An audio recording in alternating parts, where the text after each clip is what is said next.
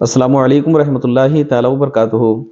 उम्मीद करता हूँ नाजरीन आप बखैर वाफ़ियत होंगे, और मैं अल्लाह की ज़ात से उम्मीद आइंदा के लिए भी करता हूँ कि आप बखैर वाफ़ियत रहें। अल्लाह आपको उम्र बिल खैर अता फ़रमाए और सेहत व तंदुरुस्ती अता फ़रमाए।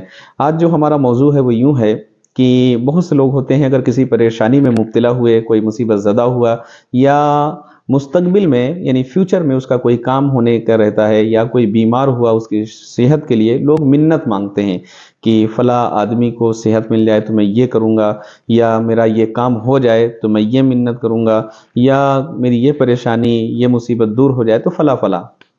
तो मैं आपको पहली बात आपको यूँ समझा दूँ कि मिन्नत की दो किस्में हैं, एक मिन्नत शरई, एक मिन्नत उर्फ़ी। मिन्नत शरई अगर मैं आसान लफ्ज़ों में आपको समझाऊँ तो उस मिन्नत को कहते हैं कि कोई काम अल्लाह के लिए अपने ज़िम्मे पर लाजिम कर लेना, उसको मिन्नत शरई कहते हैं। मसलन नमाज और रोज़ा। तो अगर हम मिन्नत शरई मांगते हैं कि अगर फ़ला शख्स को सेहत मिल जाए, वो शिफा याब हो जाए, या मेरा आइंदा में ये काम होने वाला वो कामयाब हो जाए, यानी फ्यूचर में कोई काम बनने का है और आपको कामयाबी चाहिए तो आप मिन्नत मांगते हैं। मिसाल के तौर पे बहुत से लोग होते हैं कि हज उम्रा की नियत करते हैं कि मेरा ये काम हो जाए, या शादी ब्याह की नियत करते हैं, या कोई और परेशानी रहती है उसको दूर होने के लिए नियत करते हैं कि मेरा ये काम हो जाए, मेरी ये परेशानी दूर हो जाए, मुझको शिफा मिल जाए तो मैं ये करूँगा। तो मैं मिन्नत शरई के बारे में बता रहा था कि मिन्नत शरई उस मिन्नत को कहते हैं कि कोई चीज़ अपने ऊपर अल्लाह के लिए आप लाजिम कर लें। जैसे नमाज है नफली, या नफली रोज़ा है। मिसाल के तौर पे मैं आपको बताऊं कि अगर आपके घर में अहले खाना में कोई बीमार है, तो आपने अगर नफिल नमाज की या नफिल रोज़े की नियत मांगी और वो बंदा सेहत याब हो गया, तो उस मिन्नत को अदा करना आप पे वाजिब है। यानी अगर ये मांगा कि अल्लाह ताला मेरा ये काम हो जाए तो मैं 10 रकात नफिल नमाज पढ़ूंगा या पढ़ूंगी, या 3 रोज़े रखूंगा या रखूंगी, जो भी मुज़क्कर व मुअन्नस मेल फीमेल कोई भी नियत करे, तो ऐसी सूरत में उस काम को होने के बाद जितनी रकात नफिल की मांगी है उसको पढ़ना ये वाजिब है।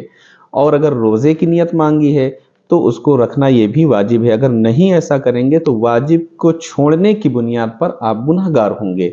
ये रही मिन्नत शरई। मिसाल के तौर पे अगर आप मिन्नत मांगते हैं और कोई परेशानी में है तो आप ये मांग लिया करिए कि अल्लाह ताला मेरा ये काम हो जाए तो मैं इतने रोज़े रख लूँगी, या इतने रोज़े रख लूँगा, या इतनी नमाज़ें पढ़ लूँगी, या इतने नमाज़ें पढ़ लूँगा, तो फ़ला फ़ला।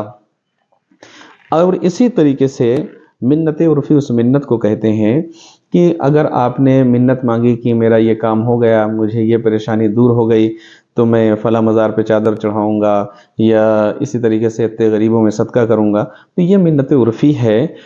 इसको हो जाने के बाद करना तो वाजिब नहीं है, लेकिन कर देना ये बेहतर है। मिसाल के तौर पे आपने ये माना कि फ़ला मेरा काम हो जाए, या फ़ला शख्स को आराम मिल जाए, सेहत मिल जाए, या मेरा जो काम फंसा हुआ है वो आसानी उसमें हो जाए, वो काम मुकम्मल हो जाए, तो ऐसी सूरत में आप गरीबों में सदका कर सकते हैं। वैसे भी सदक़े की बड़ी फजीलत आई है।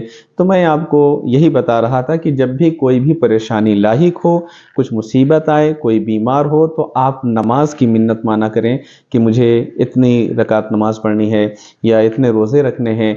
इसी तरीके से अगर आप मिन्नत उर्फ़ी मांगते हैं कि मैं नज़र व नियाज़ करूँगा इस बुज़ुर्ग के नाम से, या 11वीं शरीफ करूँगा, या छठी शरीफ करूँगा, फ़ला फ़ला कोई भी, तो इसको करना तो ये वाजिब नहीं है। और वैसे भी ये सारी चीज़ें मुस्तहब्बात में दाखिल हैं। फिर भी अगर आपने नज़र मानी है तो चाहे गरीबों में सदका देने को हो या मज़ारात औलिया की हाज़िरी हो, तो उसको भी कर लेना ये बेहतर है। तो उम्मीद है कि आपने ये सारी बातों को समझ लिया होगा। फिर भी मैं आखिर में ये बात कह रहा हूँ कि मिन्नत की दो किस्में हैं। जब भी कोई मुसीबत आए, कोई परेशानी आए, तो आप नमाज की मिन्नत माने और रोज़े की माने। फिर भी अगर मिन्नत उर्फ़ी मांगते हैं तो ज़ाहिर सी बात उसको भी अदा करना चाहिए।